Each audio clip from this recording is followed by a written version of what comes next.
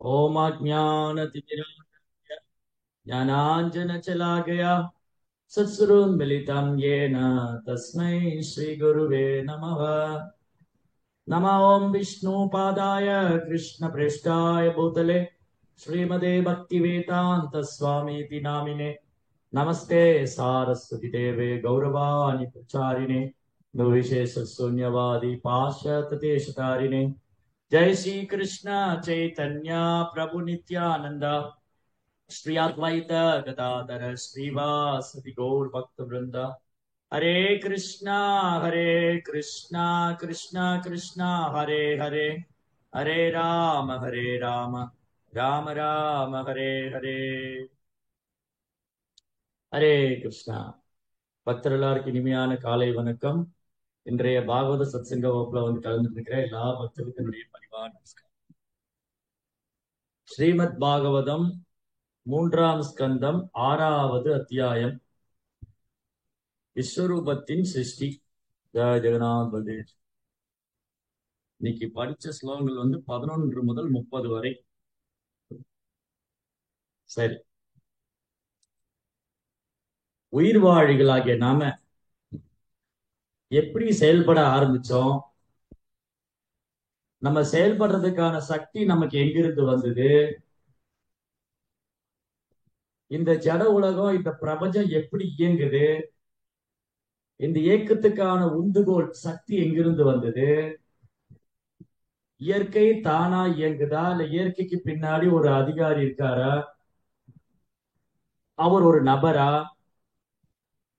இயற்கைக்கு பின்னாடி யார் இருக்காங்க இல்ல யாருமே இல்லையா, இயற்கை தானா இயங்குதா, இயற்கைக்கு பின்னாடி யாரா இயற்கிக்கிட்டு இருக்கிறாங்களா, படைப்பு தானா நடந்ததா இல்ல திடீர்னு வந்துச்சா, படைப்புக்கு பின்னாடி படைப்பாளின்னு ஒருத்தர் இருக்கிறாரா, உயிர்வாளிகளாகிய நமக்கு இந்த பல்வேறு சக்திகள் அதற்கான திறமைகள்லாம் எங்கிருந்து வந்தது, இந்த உடல் இருக்கிற ஆத்மா எப்படி இயங்குது, இந்த உடல் எப்படி இயங்குது, இந்த பிரபஞ்சம் எப்படி இயங்குது, இந்த மாதிரி பல்வேறு கேள்விகள். இந்த பல்வேறு கேள்விகளை நிறைய பேர் கேட்கறதே இல்லை. ஆப்ரஷதானாம் ஆத்ம தத்துவம் கிரகேஷு கிரகமேதினா ரோத்ரவிண்யாந்தி ராஜேந்திரா வினாம் சந்தி சகசிரஷு. மக்கள் ஆயிரம் ஆயிரம் விஷயங்கள்ல கேட்கிறாங்க. அடுத்த எலெக்ஷன் எங்க வரப்போகுது, அந்த எலெக்ஷன்ல யார் ஜெயிக்க போறாங்க, அடுத்த சினிமா நடிகர் எந்த சினிமா நடிகர் படம் வரப்போகுது, எந்த படம் 1000 கோடி அடிக்க போகுது, எந்த நடிகர் யாரை கல்யாணம் பண்ண போறாங்க, இந்த மாதிரி அவசியம் இல்லாத ஆயிரம் ஆயிரம் கேள்விகள். ஆனா ஏன் இதை பத்தி யாருமே கேட்க மாட்டேங்கிறாங்க? கடவுள் யாரு, ஏன் அவரை கடவுள்னு சொல்றோம், அவருக்கு நமக்கு என்ன சம்பந்தம் இருக்கு, இந்த பல்வேறு தேவர்கள் யாரு, தேவர்கள் எங்கிருந்து தோன்றுனாங்க, தேவருடைய பொசிஷன் என்ன, இதுல யாரு முழுமுதற் கடவுள், ஏன் அவரை நாம் வழிபட வேண்டும், இந்த மனித வாழ்க்கையின் குறிக்கோள் என்ன, நாம் எங்கிருந்து வந்திருக்கிறோம், நாம் எங்கே செல்ல போகிறோம், நாம் இங்கிருக்கிறோம் என்ன செய்ய வேண்டும், இந்த மாதிரி கேள்விகள்லாம் கேட்கறதுக்கு டைமே இல்லை. நிறைய பேருக்கு நேரம் இல்லை. ஏன் நேரம் இல்லை? ஆபர்ஷதானாம் ஆத்ம தத்துவம். அவங்க இந்த ஆன்மாங்கிறத மறந்துட்டு உடலோடு தன்னை அடையாளப்படுத்திக்கிறதுனால கிரகேஷு கிரகமேதினா அவங்க இல்லற வாழ்க்கையில வீட்டுல விலங்கு மாதிரி வாழ்ந்துட்டு. இப்ப யார் ஒருத்தர் இந்த கேள்விகள் கேட்கலையோ அப்ப அவங்களுக்கு மனித வாழ்க்கையை தொடங்கலன்னு அர்த்தம். இந்த கேள்வி எல்லாம் கேட்காத வரைக்கும் மனித வாழ்க்கையை தொடங்கல. மனித வாழ்க்கை எப்ப தொடங்குது? ஜீவசிய தத்துவ ஜிக்யாசா, கேள்வி கேட்கும் போதுதான் தொடங்குது. கேள்வி கேட்கும் போதுதான் மனித வாழ்க்கை தொடங்குது. எல்லார் வாழ்க்கையிலும் கேள்வி இருக்கு. பிரபுபாதர் என்ன சொல்றாரு? கேள்வி கேட்காத ஜீவராசிகளே இல்ல. எல்லா வாழ்க்கையிலும் கேள்வி கேட்டுக்கிட்டு தான் இருக்காங்க. பறவைகளும் கேள்வி கேட்குது, விலங்குகளும் கேள்வி கேட்குது, மனுஷங்களும் கேள்வி கேட்கிறாங்க. ஆனா இந்த கேள்விகள்லாம் எதன் அடிப்படையில் இருக்கு? பறவைகளும் கேள்வி கேட்குது. காலையில் 5 மணி ஆனோடனே ஏன் கிக்கி சொல்லுது? இந்த பறவை எனக்கு எங்க உணவு கிடைக்கும், நான் எங்க தங்கலாம், ஒரு ஆண் பறவை பெண் பறவை தேடி போகுது, பெண் பறவை ஆண் பறவையை தேடி போகுது. ரெண்டு பேரும் ஒரு கூடு கட்டுது, அங்க குஞ்சு பொரிக்குது. அதுக்கப்புறம் அந்த குஞ்சுக்காக இறை தேடி போகுது, அந்த குஞ்சு பறக்க ஆரம்பிக்குது, அதுவும் இறை தேடி போகுது. அதுக்கப்புறம் அந்த பறவை பெண் பறவையை தேடுது, இன்னொரு பறவை ஆண் பறவையை தேடுது. இப்படியே தான் தேடுது. இது பறவைகளோட வாழ்க்கையில இருக்கு. விலங்குகளும் அதை தான் பண்ணுது, மனுஷங்களும் அதை தான் பண்றோம். எங்க பையனை எந்த ஸ்கூல்ல சேர்க்கலாம், எந்த காலேஜ்ல சேர்க்கலாம், எங்க வேலைக்கு சேரலாம், எந்த பொண்ணை பார்த்து கல்யாணம் பண்ணலாம், எந்த பையனை பார்த்து கல்யாணம் பண்ணலாம், எங்க இடம் வாங்கலாம், எங்க வீடு கட்டலாம், இதே கேள்வி வாழ்க்கை பூரா. ஆனா இந்த கேள்வி எல்லாமே அன்னமயா பிளாட்ஃபார்ம்ல தான் இருக்கு. அன்னமயா பிளாட்ஃபார்ம். அன்னமயா பிளாட்ஃபார்ம் என்னது? அன்னமயா தளம்னா உடல் சார்ந்த உணவு, உணவுக்காக மட்டுமே. பசுமாடும் சாப்பிட்டுட்டே இருக்கு, அதுவும் அன்னமயா பிளாட்ஃபார்ம்ல இருக்கு. விலங்குகளும் பறவைகளும் அன்னமயா பிளாட்ஃபார்ம், எல்லாமே அன்னமயா பிளாட்ஃபார்ம், அன்னமயா தளம். அதுக்கப்புறம் ஞானமயா தளம், ஞானம். ஓகே, நான் மட்டும் ஏன் இதே பண்ணணும்? எப்போ மனித வாழ்க்கை தொடங்குது, நான் ஏன் இதே பண்ணிட்டு இருக்கேன்? இது பறவைகளும் பண்ணுது, விலங்குகளும் பண்ணுது, புழுக்கள் பூச்சிகள் எல்லாம் பண்ணிட்டு இருக்கு, அதே நானும் பண்ணா அப்ப எனக்கும் அந்த லைஃப் என்ன டிஃபரன்ஸ்? இதை மட்டும் எல்லாரும் சொல்லிடுவாங்க. நீங்க கேட்டு பாருங்க, மனிதர்களுக்கும் விலங்குகளுக்கு என்ன வித்தியாசம் கேட்டா என்ன சொல்லுவாங்க? பதில் தெரிஞ்சு கை தூக்குங்க. மனிதருக்கும் விலங்குகளுக்கும் என்ன வித்தியாசம் கேட்டா, பதில் கேட்டா என்ன என்ன கேள்வி கேட்டா என்ன பதில் சொல்லுவாங்க? பதில் தெரிஞ்ச கை தூக்குங்க. பிரபு, விலங்குக்கு 4 அறிவு, 3. விலங்குகளுக்கு எவ்வளவு அறிவு இருக்கு? எனக்கு 6 அறிவு பிரபு. கை கேட்போம் பகவான் பத்தி கேட்போம், ஆனா விலங்கு கிட்ட சொன்னா கேட்காதுங்க. லலிதா மாதாஜி. ஹரே கிருஷ்ணா பிரபு. பிரணாம் பிரபு. பிரபு, நம்ம மனிதர்கள் நம்ம யாருங்கிறத முதல்ல உணர முடியும் பிரபு. விலங்குகளால அது முடியாது பிரபு. சரி, என்ன வித்தியாசம்? இல்ல, ஜனங்கள் கேட்டா என்ன சொல்லுவாங்க? இது நீங்க பக்தரா சொல்றீங்க, ஜனங்களை கேட்டா என்ன சொல்லுவாங்க? மனிதனுக்கு விலங்குகளுக்கு என்ன வித்தியாசம்? ஜனங்களுக்கு கேட்டா அவங்க நம்மளுக்கு பகுத்தறிவு இருக்கு, அவங்களுக்கு இல்ல அப்படின்னு சொல்லுவாங்க. சரி, விஜயவாசலியா மாதாஜி. மனுஷங்க துணி உடுப்பாங்க, மிருகங்கள் துணி போடாதுன்னு சொல்லுவாங்க பிரபு. அவங்க சொன்னாங்க. சாந்தி மாதா சொன்னாங்க. சாந்தி மாதாஜி. சாந்தி மாதாஜி. பிரபு ஹரே கிருஷ்ணா பிரபு. சொல்லுங்க பிரபு. மனிதர்களுக்கு 6 அறிவு பிரபு, விலங்குகளுக்கு 5 அறிவு இல்லையா? ஜென்ரலா மக்கள்கிட்ட கேட்டா காந்த ஷியாம மாதாஜி கை தூக்கி இருக்காங்க. சொல்லுங்க. ஹரே கிருஷ்ணா பிரபு. பிரபு, பௌதிகமா மக்கள் கிட்ட கேட்கும் போது விலங்குகளுக்கு 5 அறிவு, மனிதருக்கு 6 அறிவுன்னு சொல்லுவாங்க பிரபு. இதுதான் சொல்லுவாங்க இல்லையா? ஜென்ரலா நீங்க மக்கள்கிட்ட கேளுங்க, மனிதனுக்கும் விலங்குகளுக்கும் என்ன வித்தியாசம்? விலங்குகளுக்கு 5 அறிவு, மனிதனுக்கு 6 அறிவு. ஆனா 6வது அறிவு நம்ம என்னைக்கா பயன்படுத்திருக்கோமான்னு கேளுங்க, இல்லைன்னு பயன்படுத்திருக்கோம்னு சொல்லுவாங்க. 6வது அறிவு எதுக்காக பயன்படுத்திருக்கோம்? ஓகே, விலங்குகளுக்கு 5 அறிவு, மனுஷனுக்கு 6 அறிவு. இந்த 6வது அறிவு எதுக்கு பயன்படுத்திருக்கோம்? எங்க நல்லா வேலை பார்க்கலாம், எங்க சம்பாதிக்கலாம், எங்க வசதியா வாழலாம், இதுக்குதான் பயன்படுத்துறோம். ஆனா 6வது அறிவானது இந்த பகுத்து ஆராயக்கூடிய அறிவு. இப்ப நீங்கெல்லாம் சொன்ன மாதிரி ஒரு நாய்கிட்டயோ பூனைகிட்டயோ உட்கார வச்சு பகவத்கீதை கேளுங்க, இந்த பாகவதம் கிளாஸ்க்கு வாங்க. ப்ரோப்பர் என்ன சொல்றாரு? Even a dog can take part in this movement. ஒரு நாயோ பூனையோ கூட இந்த இயக்கத்துல பங்கு பெற முடியுங்கிறார். பிகாஸ் தி ஸ்பிரிச்சுவல் மூமெண்ட், இது ஆன்மீகமான இயக்கம், எந்த ஜீவராசி இதுல பங்கு பெற முடியும். ஆனா மனிதனுக்கு இது புரிய மாட்டேங்குது. இவங்க என்ன நினைக்கிறாங்க? 6வது அறிவு எனக்கு பௌதிக நாகரிகத்துக்காக, இந்த பௌதிக நாகரிகம் பௌதிக வசதி பெருக்கிக் கொள்றதுக்காக நினைக்கிறாங்க. ஆனா இந்த 6வது அறிவு அதுக்காக கொடுக்கல. 6வது அறிவு எதுக்கு? நான் ஏன் விலங்கு மாதிரி வாழணும்னு கேட்கதான். இந்த மனிதனுக்கு 6வது அறிவு எதுக்கு கொடுத்துருக்குன்னா, நான் ஏன் விலங்கு பண்றதே பண்ணணும்? அதுவும் சாப்பிடுது, தூங்குது, இனப்பெருக்கம் பண்ணுது, தற்காத்து கொள்ளுது. அப்ப அது வாழ்க்கையில நான் என்ன டிஃபர் ஆகுறேன், என்ன வித்தியாசப்படுறேன்? நான் நாகரிகமா பண்றேன், ரோட்ல பண்ணுது. இன்னைக்கு மனிதனும் விலங்கு ஆயிட்டான், அவனும் ரோட்ல எல்லாம் பண்ணும். இன்னைக்கு பாருங்க, மேற்கத்திய கலாச்சாரங்கிற பேர்ல ஒரு விலங்கு எப்படி ரோட்ல நடந்துக்குமோ அதே மாதிரிதான் மனிதனும் நடந்துக்கிறாங்க. இளைஞர்கள், ஆண்கள், பெண்கள் இன்னைக்கு ஒரு காலத்துல பயந்துட்டு இருந்தாங்க, ஐயோ யாரா பாத்துருவாங்களோ நம்ம சேர்ந்து போனா.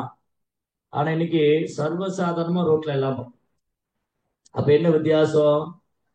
தர்மே நகீனா பசுபி சமானா. தர்மா என்னன்னு தெரிஞ்சுக்காத வரைக்கும் அவங்க விலங்கோடு அப்புறம் தர்மே நகீனா பசுபி சமானா. தர்மா அப்படின்னா என்னன்னு தெரிஞ்சுக்காத வரைக்கும் அவன் விலங்குதான். தர்மம் என்ன அப்படின்னு தெரிஞ்சுக்காத வரைக்கும் அவன் விலங்குதான். தர்மே நகீனா பசுபி சமானா. சோ இன்னைக்கு பாருங்க, ரோட்ல எல்லாம் பண்றேன். இந்த லவ்வர்ஸ் டேன்னு வரும், பிப்ரவரி 14 பிப்ரவரி 14 லவ்வர்ஸ் டேன்னு வரும். அதுல வந்து பயங்கரமா இந்த இளைஞர்கள்லாம் வந்து பெங்களூர், சென்னை மாதிரி ஊர்கள்ல லவ்வர்ஸ் டே ரோட்லயே வந்து முத்தமிடுவாங்க. இது ஒரு தப்பு இல்லைன்னா இன்னைக்கு வந்து ஆர்கியூ பண்ணும். இந்த மாதிரி விலங்குகளுடைய வாழ்க்கை. அப்போ மனிதனுடைய 6வது அறிவு பேரளவான மேற்கத்திய நாகரிகத்தை பயன்படுத்துறதுக்கோ இல்ல புலன் சார்ந்த விஷயங்களை அனுபவிக்கிறதுக்கோ அல்ல. இந்த 6வது அறிவு என்னன்னா, இந்த விலங்குகள் கேட்க முடியாத கேள்வி நம்ம கேட்கணும். ஒரு நாயோ, பூனையோ, கழுதையோ, ஒட்டகமோ, பன்றியோ கேட்க முடியாத கேள்வி. அதனால பாகவதத்துல 4 விலங்கோட பேசா பீர் பரா உஷ்ட புருஷை பசு. ஒட்டகம், கழுதை, நாய், பன்றி, இந்த 4 வாழ்க்கையும் இதுல இந்த கேள்வியே கிடையாது. புலன் தான் வாழ்க்கை. ஒட்டகம் என்ன பண்ணும்? பாலைவனத்துல இருக்கும், அதுக்கு நல்ல தண்ணி தாக எடுக்கும். அது எங்கேயாவது தண்ணி இருக்கான்னு தேடிட்டே போகும். அப்ப தூரத்துல இருந்து பார்த்தா தண்ணி இருக்கிற மாதிரி இருக்கும், ஆனா கிட்ட போக தண்ணி இருக்காது, ஏமாந்து போயிடும். அதான் காணல் நீர் அல்ல காட்சி பிழைன்னு சொல்லு. காட்சி பிழை என்னது? தூரத்துல இருந்து பார்த்தா தண்ணி இருக்கிற மாதிரி இருக்கும், ஆனா கிட்ட போனா தண்ணி இல்லை, ஒட்டகம் ஏமாந்து போகும். அப்புறம் திரும்பி இந்த ஒட்டகம் என்ன பண்ணும்? அந்த பாலைவனத்துல இருக்கிற சப்பாத்தி கல்லியை போய் கடிக்கும். அந்த சப்பாத்தி கல்லியை கடிக்கும் போது அதுல முள்ளு வந்து ஒட்டகத்துடைய நாக்குல குத்தும். ஒட்டகத்தினுடைய நாக்குல குத்திட்டா அந்த ஒட்டகத்தின் நாக்குல இருந்து பிளட் வரும், ரத்தம் வரும். ஒட்டகம் நினைச்சுக்கிட்டு சப்பாத்தி களி இஸ் வெரி டேஸ்ட், சப்பாத்தி களி ரொம்ப நல்லா இருக்கு, ரொம்ப சுவையா இருக்கு, அதுல இருந்து நீர் சத்து இருக்கு அப்படின்னு சொல்லி அதை போய் திரும்ப திரும்ப கிடைக்கும். ஆனா அது தன் சொந்த ரத்தத்தை தான் சுவைக்குது. ஒட்டகம் என்ன பண்ணுது? தன் சொந்த ரத்தத்தை சுவைக்குது, அது கூட தெரியல, அதனால அது ஒட்டகம். அப்புறம் புரோபா என்ன சொல்றாரு? கழுதை. கழுதை வந்து மூடா ஆஸ். இந்த மூடா அப்படிங்கிற வார்த்தை பகவத்கீதையில இருக்கிறதா புரோபாட்ட கேட்டா, சுவாமிஜி நீங்க வந்து இந்த மூடர்கள், முட்டாள்கள், அயோக்கியர்கள் எல்லாம் திட்டுறீங்க. புரோபா சொன்ன, this not my words, this words are there in Bhagavad Gita. இது கிருஷ்ணா சொல்றாரு, இது என் வார்த்தை இல்ல, கிருஷ்ணா சொன்னது அப்படின்னு நான் திரும்ப சொல்றேன். சோ புரோபார் தூய பக்தரா இருந்தனால அவரால் சொல்ல முடிஞ்சது, நம்மளால சொல்ல முடியாது, நம்மகிட்ட சண்டைக்கு வந்துடுவாங்க. புரோபார் வந்து கருணையாலும் ஆதங்கத்தினாலும் அவங்க மேல உள்ள இறக்கத்தினாலும் சொன்னாரு, நம்ம கோபத்துல ரஜோகுணத்துல சொல்லிடுறோம், நீங்க எல்லாம் முட்டாள்கள். புரோபார் சொன்னது கருணையினால இறக்கத்தினால, நம்ம சொன்னா ரஜோகுணத்தினால சண்டை போடும். இந்த மூடா ஆஷ், இந்த கழுதை என்ன பண்ணும்? வெண்ணா வந்து கூட்டின்னு போவான் அதைய. அது என்ன பண்ணுவான்? ஆத்து கூட்டின்னு போவான். எப்படி கூட்டின்னு போவான்? அதான் வராது, பெண் கழுதை பின்னாடி உட்காந்துட்டு இருக்கும். இந்த வெண்ணா என்ன பண்ணுவான்? ஒரு கேரட் எடுத்து அந்த கழுதைக்கு முன்னாடி ஒரு மேல வந்து ஒரு மூங்கில் கம்பியில வச்சு கட்டி விட்டு, ஒரு குச்சியில வச்சு கட்டி விட்டுருவோம். இந்த கழுதை பார்த்தது, இங்க ஒரு அழகான கேரட் இருக்கு, அதை பிடிக்கலான்னு போகும். அந்த கேரட் முன்னாடி அந்த கழுதைக்கு முன்னாடி தொங்கிட்டு இருக்கும். இந்த கழுதை அதை பிடிக்கலான்னு போனா கேரட்டுக்கு முன்னாடி போகும், இது பிடிக்கலான்னு போனா கேரட்டுக்கு முன்னாடி போய் இப்படி போய் ஆத்துக்கு வரும். ஆத்துக்கு வந்தோடனே என்ன பண்ணுவாரு? இந்த வெண்ணா அந்த கழுதையை கழட்டி விடுவாரு, அது போய் கொஞ்சம் பச்சை இலையெல்லாம் மேயும், புல்லெல்லாம் மேயும். அதுக்கப்புறம் திரும்பி இந்த கேரட்டை முன்னாடி மாட்டி விடுவாரு, திரும்பி ஊருக்கு வந்து சேர்ந்துருவாரு. சோ கழுதை என்ன நினைக்குது? இந்த வெண்ணா கூட இருந்தா எனக்கு பச்சை புல்லெல்லாம் கிடைக்கும், கேரட் கிடைக்கும்னு நினைச்சு வாழ்க்கையில தன் ரத்தத்தை பூரா, அந்த உழைப்பு பூரா அந்த வெண்ணானுக்கு போகும். ஆனா கழுதைக்கு தெரியல, ஏன்னா அது கழுதை, இந்த பச்சை புள்ளி எல்லா பக்கம் இருக்க நாயை பின்னாடி போகணும். அதுதான் கழுதை. அந்த மாதிரி சில செய்யும் தொழுதா தெய்வம், வர்க்கிஷ் வர்ஷிப்பவள், நீங்க நல்லா உழைங்க. தமிழ்நாட்டுல கூட ஒரு சாது சொன்னார், விழுமின் எழுமின் கருதிய கருமம் கைகூறும் வரை உழைமின், உழைச்சு செத்து போயிருங்க, இளமே வீணாக்காதீங்க, போய் ஃபுட்பால் விளையாடுங்க, ஏன் பகவத்கீதையெல்லாம் படிக்கிறீங்க, கர்மமே செய்யுங்க அப்படின்னு ஒரு சாது சொன்னார். இந்த மாதிரி எல்லாம் தவறான வழி நடத்தியிருக்காங்க மக்கள். ரொம்ப புகழ்பெற்ற சாதுவும் ஆயிட்டாரு. அவர் வெளிநாட்டுல போய் பேசும்போது 1/2 மணி நேரம் கை தட்டினாங்க, ஆனா ஒருத்தரு கூட பக்தரா மாறல. வெரி நைஸ் வெரி நைஸ் எல்லாம் கை தட்டியிருக்காங்க. ஆனா என்ன பிரயோஜனம்? எந்த மாற்றமும் ஏற்படல அவங்களுக்குள்ள. ஸோ இந்த மாதிரி சில சாதுக்கள் என்ன பண்ணிடுறாங்க, மக்களை ஏற்கனவே அவங்க குழம்பத்துல மூழ்கி இருக்காங்க, அவங்க மேல அதுல எண்ணெயை ஊற்றி விட்டுறாங்க, எரியிற நெருப்புல எண்ணெயை ஊற்றி விட்டுறாங்க. சரி, அப்புறம் என்னாச்சு, இது கழுத, இதுக்கு தெரியல எல்லா பக்கமும் புல் இருக்க, நாயை பின்னாடி போகணும், நாயை கடினமா உழைக்கணும். நேற்று கூட பாகவத்துல படிச்சுட்டு இருந்தோம், புரோபாத் மென்ஷன் பண்ணார் கோவிந்ததாஸுடைய பாடல், கோவிந்த கவிராஜ் பஜபுரே மன சீத ஆதப சீத ஆதப பாத பரீஷண எதின ஜாமினி ஜாகிரே पिपल सेविनु कृपन दुर्जन सफल सुकलप लागिरे. சீத ஆத்தப்ப பாத பரிசன. இந்த வாழ்க்கை, மனித வாழ்க்கை எனக்கு கிடைச்சது. நான் என்ன பண்ணிட்டேன், யாருக்கிட்டையும் போய் 5க்கு 10க்கு நாயா பைய கஷ்டப்படுறேன். அடுத்தவன் காலையில எல்லாம் போய் விழுந்து கெஞ்சி கூத்தாடி சம்பாதிச்சு பணம் வாங்கிட்டு வந்து என்ன பண்றேன், புலன்பானு. சீத ஆத்தப்ப பாத பரிசன ஏதின ஜாமினி ஜாகிரே பிப்பல சேவினு கிருப்பனா. There are 2 words, கிருப்பனா and பிராமணா. புரோபா சொல்ல 2 வார்த்தை இருக்கு, கிருப்பனா பிராமணா. கிருப்பனானா உடலை மட்டுமே பார்த்துட்டு இருக்கிறவரு, பிராமணானா ஆன்மாவை பார்க்கிறவர். பிரம்மஜானா திதி பிராமணா. நான் அந்த உடல்ல ஆன்மான்னு உணர்ந்தா பிராமணன், தான் உடலுக்காக மட்டுமே உழைக்கவன் கிருப்பனன். உடலுக்காக மட்டுமே உழைப்பவன் கிருப்பனன், ஆன்மாவுக்காக உழைப்பவன் பிராமணன். இவ்வளவுதான் வித்தியாசம். கிருப்பனா பிராமணனா யாரு? யார் பிராமணனா? ஆன்மாவை பற்றியே சிந்திச்சுட்டு இருப்பார். இந்த ஆன்மா எப்படி பிறப்பிறப்பு ஈடுபடுறது, இந்த ஆன்மா எப்படி பகவான்கிட்ட போகணும், அதுக்கான சிந்தனையில் ஈடுபடுவதுதான் பிராமணன். இந்த உடலை வச்சு நான் என்ன அனுபவிக்கணும்னு நினைச்சா அவன் கிருப்பனன்.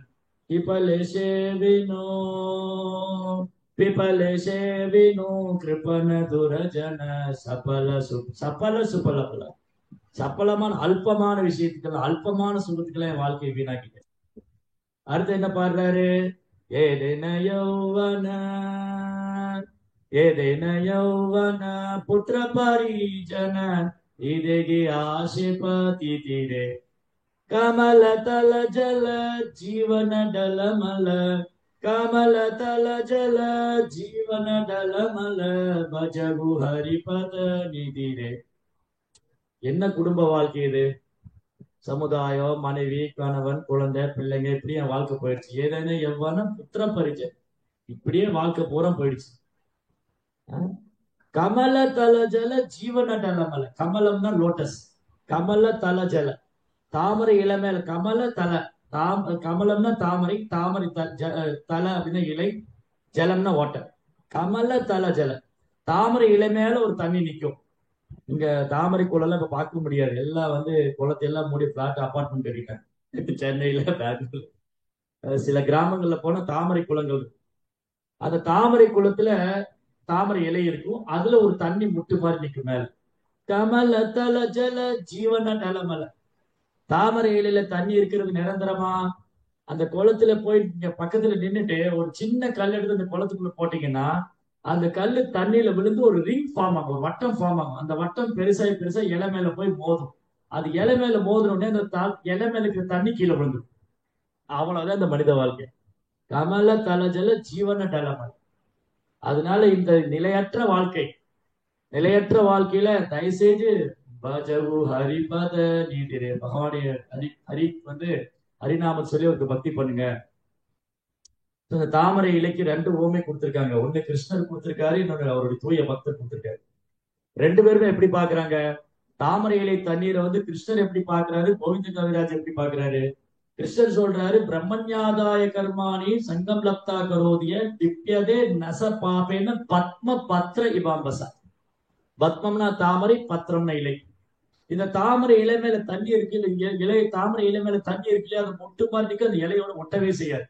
சோ கிருஷ்ணன் என்ன சொல்றாரு, இந்த தாமரை இலை தண்ணி மாதிரி இருக்கணும், அது ஒட்டவே செய்ய. அந்த மாதிரி ஜட உலகத்துல நம்ம கடமையை செய்யணும், பற்றுதல் கொள்ளக்கூடாது. உன்னுடைய செயலை பண்றதுக்கு உனக்கு அதிகாரம் இருக்கு, ஆனா நம்ம அட்டாச்மெண்ட் டெவலப் பண்ணக்கூடாது, பற்றுதல் கொள்ளக்கூடாது. பற்றுதல் கிருஷ்ணர் மேல என் டியூட்டி நான் பண்ணணும். As a husband, as a கணவரா, ஒரு மனைவியா, ஒரு பெற்றோரா, ஒரு பிள்ளையா, என்னுடைய கடமை நான் செய்யலாம். ஆனா பற்றுதல் கிருஷ்ணர் மேல இருக்கணும். அது தாமரையில தண்ணியில மொட்டு மாதிரி இருக்கும். அதே மாதிரி கோவிந்த கவிராஜ் என்ன சொல்றாரு, அந்த மாதிரி தண்ணி இருக்கிறது அது நிரந்தரம் இல்ல, என்னைக்கா இருந்தாலும் டப்புனு அந்த தண்ணி கீழே விழுந்துரும். திடீர்னு அந்த குளத்துல ஒரு அலை வந்ததுன்னா அந்த தண்ணி கீழே விழுந்துரும், அவ்வளவுதான். நேற்று கூட பேசிட்டு இருந்த பக்தி வைபவ் கிளாஸ்ல என்ன பேசிட்டு இருந்தோம்னா,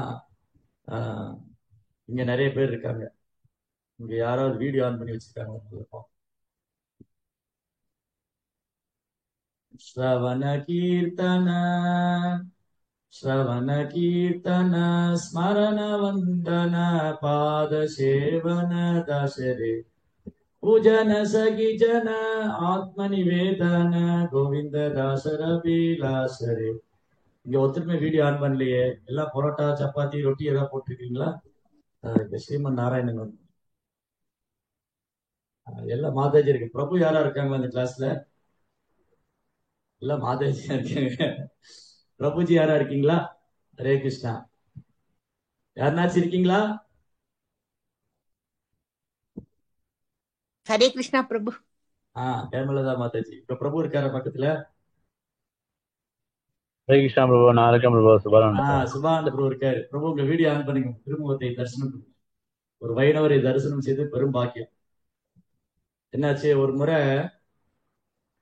நாரத முனிவர் கோலோ விருந்தாவனம் வந்தாரு. கிருஷ்ணரை பார்த்த உடனே கிருஷ்ணரை ரொம்ப சந்தோஷமா நாரதர் வரவேற்று ரொம்ப ஆனந்தம் அடைஞ்சாரு. என்ன பார்த்தோன்னே பகவான் இப்படி சந்தோஷப்படுறாரு அப்படின்னு நாரத முனிக்கு ரொம்ப சந்தோஷமா இருந்தது. சாரி, கிருஷ்ணருக்கு ரொம்ப சந்தோஷம். அப்போ பகவான் கேட்கிறாரு, சாரி நாரதர் கேட்கிறாரு, கிருஷ்ணா ஏன் என்ன பார்த்து இவ்வளவு சந்தோஷமா நீங்க? அது நீ பூலோகத்துல ஒரு மரத்துக்கடியில் ஒரு புழு முளைச்சிருக்கு, அந்த புழு வந்திருக்கு, உயிர் போயிருக்கு, அந்த புழு உயிர் வந்திருக்கு, அதுகிட்ட போய் கேளுங்க, ஒரு ஆன்மா இருக்கு. ஏன் கிருஷ்ணா அதுகிட்ட போய் கேட்க சொல்றாரு? நாரதர் போய் கேட்டாரு அந்த புழுகிட்ட, ஓ புழுவே எனக்கு பதில் சொல்லுன்னா, நாரதர் பார்த்தோன்னே அந்த புழு இறந்து போயிடுச்சு. நாரதர் பார்த்தோன்னே என்னாச்சு, அந்த புழு இறந்து போயிடுச்சு. ஓ, நாரதருக்கு ரொம்ப வருத்தம். என்ன கிருஷ்ணா இந்த புழுவிட்ட பதில் கேட்க சொன்னாரு, அது இறந்து போயிடுத்தேன்னு திரும்ப வந்தாரு. கிருஷ்ணா கேட்டாரு, நாரதா அந்த புழுவிட்ட கேட்டியா, என்ன சொல்லுச்சு? ஓ கிருஷ்ணா, என்னை பார்த்த துரதிருஷ்டமா எனக்கு தெரியல, அந்த புழு இறந்து போச்சு. நோ நோ நோ நாரதா, நீ அதை பத்தி கவலைப்படாத. அடுத்து பக்கத்துல ஒரு கோஷாலை இருக்கும், அந்த கோஷாலையில பசு புதுசா ஒரு கண்ணுக்குட்டி போட்டிருக்கு, அந்த கண்ணுக்குட்டிகிட்ட போய் கேளு. சோ முதலாவது புழு இறந்து போச்சு. நாரதர் பயந்துட்டே வர்றாரு, இந்த கண்ணுக்குட்டியா பதில் சொல்லுமா, ஏதோ ஆயிடுமோன்னு. நாரதர் கண்ணுக்குட்டிட்டு கேட்க அதுவும் இறந்து போயிடுது. ஐயோ, நாரதருக்கு பெரும் சங்கடமாயிடுச்சு, கண்ணுக்குட்டி போய் இறந்து போயிடுத்தேன். ஏன் இந்த மாதிரி, நான் அவ்வளவு துர்பாக்கியசாலியா? நான் கேள்வி கேட்க வந்தா என்னை பார்த்த உடனே இந்த கண்ணுக்குட்டி இறந்து போயிடுச்சு. அதுக்கப்புறம் நாரதர் கிருஷ்ணாட்ட வந்தாரு, கிருஷ்ணா என்னது, நீங்க இந்த மண்புழுட்ட போய் கேட்க சொன்னீங்க, என்னை பார்த்த உடனே அது இறந்து போயிடுது. நீங்க கண்ணுக்குட்டிட்ட போய் கேளுனீங்க, அதை நான் போய் என்ன பார்த்த உடனே அது இறந்து, நான் ஒரு துரதிருஷ்டசாலியா? எனக்கு என்ன அமங்கலமானவனா? இல்ல நாரதா, நீ பதில் தெரிஞ்சுக்கணும்ல. இப்பதான் ஒரு ராஜாவுக்கு பையன் பிறந்திருக்கான் அந்த ஊர்ல, அந்த ராஜகுமார்கிட்ட போய் கேளுங்க, இது பெரிய வம்பால போச்சு. நான் மண்புழுட்ட கேட்டு அது இறந்து போனா கூட பரவாயில்ல, சரி ஏதோ சின்ன புழு போயிடுச்சுங்களா. அப்புறம் கண்ணுக்குட்டி போனது கூட கொஞ்சம் வருத்தம் தான். இப்போ ராஜபுத்திரன், அவன் பாவம், இந்த ராஜா இந்த பையனை டெவலப் பண்ணி அவன்கிட்ட அரியாசம் கொடுத்து அவர் தவம் பண்ண போகணும். இப்ப நான் போய் பார்த்து இந்த ராஜபுத்திரன் இறந்து போயிட்டா என்ன பண்றது? நோ நாரதா, நீ போய் கேளுங்க. நாரத முனி என்ன பண்ணாரு, அந்த ராஜபுத்திரனை பார்க்க வந்தாரு, பயந்துட்டே வர்றாரு, எங்கேயாவது செத்து போடுவாங்க. இதை பார்த்த உடனே இந்த இன்னைக்குள்ள காலகட்டத்துல, கலியுகத்துல, இன்னைக்கு இந்த சினிமால எல்லாம் என்ன பண்றாங்க, ஓ நாமம் போட்டியா, காலையிலே நாமம் போட்டு வந்துட்டியா, பட்ட நாமம் போட்டியா நீ, இப்படி சொல்லி நம்முடைய கலாச்சாரத்தை ரொம்ப கேவலமாக்கி வச்சு. இன்னைக்கு பாருங்க, இன்னைக்கு பெரும்பாலும் இளைஞர்கள் நெற்றியில திலகப்படுறதே, எந்த ஒரு அடையாளம் கிடையாது. இன்னைக்கு பள்ளிகள்ல கல்லூரிகள்ல படிக்கிற மாணவர்கள், அலுவலகத்துல வேலை பார்க்கக்கூடிய இந்த இளைஞர்கள், நீங்க அவங்க நெற்றியெல்லாம் பாருங்க, ஸ்மசானம் மாதிரி இருக்கும், சுடுகாடு மாதிரி இருக்கும். சைத்தன்யமா அப்படி என்ன சொல்றாரு, யாருடைய நெற்றியில திலகம் இல்லையோ அவங்க ஸ்மசானத்துல இருக்கிற டெட் பாடிக்கு சமம் அவங்க பாடி. அந்த மாதிரி இன்னைக்கு பெரும்பாலும் மக்கள் நெற்றியில எந்த ஒரு அடையாளம் கிடையாது. அப்படி ஏதாவது அடையாளம் வச்சுட்டு, என்ன நீ பெரிய சாமியாரா, பெரிய நாமெல்லாம் போட்டு வர, என்ன பெரிய பக்திமானா, பட்டையெல்லாம் போட்டு, என்ன காலையிலேயே பட்டை போட்டு நாம போட்டு வந்துட்டியா, இப்படி எல்லாம் சொல்லியே இன்னைக்குள்ள இளைஞர்கள் மத்தியில இது மேல ஒரு சங்கோஜத்தையும் ஒரு கூச்சத்தையும் ஏற்படுத்தி, இது மேல நம்பிக்கையின்மையை ஏற்படுத்தி, இது நம்ம ஆன்மீகம்னா இதெல்லாம் பண்ண வேண்டிய அவசியம் இல்லை, அது மனசுக்குள்ள வச்சுக்கிட்டா போதும், இது மாதிரி எல்லாம் தவறான கருத்துக்களே பரப்பிட்டாங்க. இன்னைக்குள்ள இளைஞர்கள் வந்து மாயனுடைய கையில பப்படம் மாதிரி ஆயிட்டாங்க. இந்த அறியாமையினால இந்த முட்டாள்களுடைய பேச்செல்லாம் கேட்டு சினிமா நடிகர்கள், அரசியல் தலைவர்கள், முட்டாள்தனமான சமூக போராளிங்க, பேரளவான சமய பேச்சாளர்கள், சாஸ்திரமே படிக்காத சமய பேச்சாளர்கள், சாஸ்திரத்தை தவறாக சொல்லக்கூடிய சமய பேச்சாளர்கள், மத போதகர்கள் நாளுக்கு நாள் குடைக்காலம் மாதிரி முளைச்சுக்கிட்டே இருக்காங்க. அதனால ஒரு நல்ல ஆர்கனைசேஷன் வந்து பிரபுபாதம் ஏற்படுத்தி கொடுத்திருக்காரு. இது வந்து கிருஷ்ண கான்சியஸ் வந்து பிரச்சாரம் பண்ண வேண்டிய எமர்ஜென்சில இருக்கு. கிருஷ்ண உணவை கட்டாயம் நீங்க பிரச்சாரம் பண்ணி ஆகும். இல்லாட்டி சமுதாயம் பூரா வர்ண சங்கரமும் நாத்திகனும் அசுரன் குழந்தையாவும் போயிட்டு நெக்ஸ்ட் ஜெனரேஷன் பூரா அசுரங்களும் நாத்திகனும் ஆயிடுவாங்க. கிருஷ்ண உணவு கொடுக்கலன்னு சொன்னா முடிஞ்சது, அவ்வளவுதான். சரி, எப்ப எதுக்கு இவ்வளவு பேசணும்? சரி, என்ன ஆச்சு? அந்த ராஜகுமார்கிட்ட போய் கேட்கிறாரு நாரதரு. அப்போ ராஜகுமாரன் சொல்றாரு, பயந்துட்டே போனா நாரதர், ராஜகுமாரனா உயிரோடு இருப்பான. அப்ப அந்த ராஜகுமாரன் உடல்ல இருந்து அந்த ஆன்மா பேசுது, ஓ நாரத முனிவரே, நான் ரொம்ப பாக்கியம் பண்ணேன், உங்களை மாதிரி ஒரு வைஷ்ணவரை தரிசனம் பண்ணதுனால. நான் முதல்ல வந்து என்னுடைய பாவ விளைவுனால ஒரு மண்புழுவா பிறந்திருந்தேன். முந்தைய ஜென்மத்துல நான் செஞ்ச பாவத்தினால நான் மண்புழுவா பிறந்திருந்தேன். ஆனா உங்களை மாதிரி ஒரு தூய பக்தரை தரிசனம் பண்ணதுனால நான் மண்புழுடைய வாழ்க்கையிலிருந்து ஒரு கோஷாலையில பசுமாடு கண்ணுக்குட்டியா பிறந்தேன். திரும்பி உங்களை தரிசனம் பண்ண நான் இங்க மனித உடல்ல வந்திருக்கேன். இந்த மனித உடலால் என்னால உணர முடியுது, இந்த மனித வாழ்க்கை வந்து புலன்பத்துக்காக அல்ல, இறைவனை உணர்வதற்காக. உங்களை மாதிரி சாதுக்களுடைய சங்கம் எடுத்துக்கணும், அவங்களுக்கு சேவை பண்ணணும், அவங்களுக்கு கேட்கணும். அப்ப வைணவர்களை காண்பது எவ்வளவு உசிதமான, எவ்வளவு உயர்ந்ததுன்னு காமிச்சு கொடுத்தாரு பகவான். ஒரு கிருஷ்ண பக்தரை, ஒரு தூய பக்தரை பார்க்கறதே பெரும் பாக்கியம். சரி, இப்ப சுபானந்த பிரபுடைய கார் தான் தெரியுது, அவர் தெரிய மாட்டேங்கிறது. நான் காரை பார்த்து என்ன பண்றது? ஓகே, சுபானந்த பிரபு பார்த்துட்டோம். இப்போ என்னன்னா, சுபானந்த பிரபு வந்து ஒரு மீட்டிங்க்கு போனார். இப்போ ஒரு கார்ல போறாரு. ஒரு தடவை ஒரு பப்ளிக் டிரான்ஸ்போர்ட்ல போறாரு. எங்கேயாவது இதுல இருந்து ஜொகூர்ல இருந்து கேஎலுக்கு போறாரு ஒரு பப்ளிக் டிரான்ஸ்போர்ட்ல. போகும்போது அந்த பஸ்ல என்ன பண்ணாரு, ஒரு பிக் பாக்கெட் அடிச்சிட்டாரு. சுபானந்த பிரபு பாக்கெட்ல இருந்து பைசா எடுத்துட்டாரு. அப்ப என்ன பண்ணுவாங்க? சுபானந்த பிரபுடைய பாக்கெட்ல இருந்து பைசா எடுத்தா சுபானந்த பிரபு அடிக்கிறது மட்டும் இல்ல, அந்த பஸ்ல உள்ளவனா அவனை தர்மாடி அடிச்சிருவாங்க இல்லையா? என்ன துணிச்சலவனுக்கு அந்த நபருடைய பாக்கெட் அடிச்சிட்டாங்க. சரி, அதே சுபானந்த பிரபு வீட்டுக்கு வந்தாரு. அவர் பாக்கெட்ல அதே வந்து ஒரு 5000 ரிங்கெட் இருந்தது. அவங்க மனைவி ஒரு 2000 ரிங்கெட் எடுத்துட்டாங்க. ஆனா சுபானந்த பிரபுக்கு சொல்லல. சுபானந்த பிரபு சட்டை பாக்கெட் எடுத்து போட்டு பாக்குறாரு, 2000 ரிங்கெட்டை காணும். இப்ப மனைவி போய் அடிப்பாரு, பரவாயில்ல நீதாமா எடுத்திருப்ப, அது என்ன இந்த சொல்லல, பரவாயில்ல அதெல்லாம் ஒண்ணும் இல்ல, அதுவும் பிக் பாக்கெட் தான். அங்க ரோட்ல ஒருத்த எடுத்தப்போ தர்மாடி அடிச்சோம், வீட்டுல எடுத்தா ஒண்ணும் இல்ல ஏன்னா கேட்டா அது சண்டையாயிடும். ஓ நான் எடுக்க கூடாதா? எங்க அம்மா வீட்டுல இருந்து நான் வரும்போது உங்க நகையெல்லாம் போட்டுட்டாங்களே, சண்டை வந்து இல்லையா? சோ இங்க வந்து என்ன சொல்றோம், இதுவும் திருட்டு தான். வீட்டுல வந்து பையனோ மனைவியோ நம்ம பாக்கெட்டு பைசா எடுத்துட்டான்னு வச்சுங்களேன், நம்ம சுபானத்துடைய சட்டை வந்து கோட் ஸ்டாண்ட்ல மாட்டிருக்கு, அதுல இருந்து ஒரு 2000 ரிங்கெட் காணும். யாராவது பொண்ணு பையன் எடுத்துக்கணும், இல்ல மனைவி எடுத்துக்கணும். நம்ம என்ன பரவாயில்ல பையன் தானே இருக்கா, யூஸ் எடுத்து கொடுப்பான், மனைவி தான், அதை பொறுத்துக்கிறோம். அதுவும் திருட்டு தான். அப்போ பசங்க எடுத்தாலும் திருட்டு தான், மனைவி எடுத்தாலும் திருட்டு தான், ரோட்ல தோர்த்து எடுத்தா அதுவும் திருட்டு தான். ஏதேன யௌவன புத்திர பரிஜன இதேகி ஆசை. அதான் கோவிந்ததாஸ் பாடினாரு, என்ன வாழ்க்கை இது? இங்க வெளியில நடந்தா திருட்டுன்னு சொல்றோம், வீட்டுக்குள்ள நடந்தா நம்ம பசங்க நம்ம மனைவின்னு சொல்லி இவ்வளவுதான். அதனால இந்த ஜட உலக வாழ்க்கை இப்படிதான் போகுது. ஏதேன யௌவன புத்திர பரிஜன இதேகி ஆசை பதிதே கமல தல ஜல ஜீவன டலமல பஜகு ஹரிபத நிதிரே. இந்த குடும்ப வாழ்க்கை இப்படிதான் போயிட்டு இருக்கு. கிருஷ்ணர் ஒரு பக்கம் சொல்லிட்டாரு, தாமரையில தண்ணி மாதிரி வச்சுக்கோன்னு. இன்னொரு இடத்துல கோவிந்ததாஸ் பாடிட்டாரு, அது நிலை இல்லைன்னு சொல்லிட்டு. அதனால ரொம்ப கேர்ஃபுல்லா இருந்துக்கணும். சரி, அடுத்தது என்ன நடந்தது? இப்ப எதுக்கு இதெல்லாம் பேசிட்டு இருந்தோம்? இது கழுதையில வந்து நின்னுதுன்னு நினைக்கிறேன். கழுதை என்ன பண்ணும், அதுக்கு வந்து பகல்ல பூரா போய் உழைக்குமா, அந்த வெண்ணா கூட்டின்னு போவாரா. அப்புறம் ராத்திரி வந்ததும் இந்த ஆண் கழுதை பெண் கழுதிட்ட வரும். இந்த பெண் கழுதை என்ன பண்ணும், இது ரொம்ப அழகா, ஆண் கழுதை வந்து சொல்லுமா பெண் கழுதிட்ட, இது ரொம்ப அழகா பாடுவே பாடு, அது அப்படின்னு கத்திட்டு இது என்ன பண்ணும், 2 முதல் பூச்சி மேல வைக்கும். அந்த உதையை வாங்கிட்டு இந்த ஆண் கழுதை என்ன பண்ணும், ஓ நீ உதைச்சது கூட ரொம்ப நல்லாதான் இருந்ததுமான்னு சொல்லுவோம்.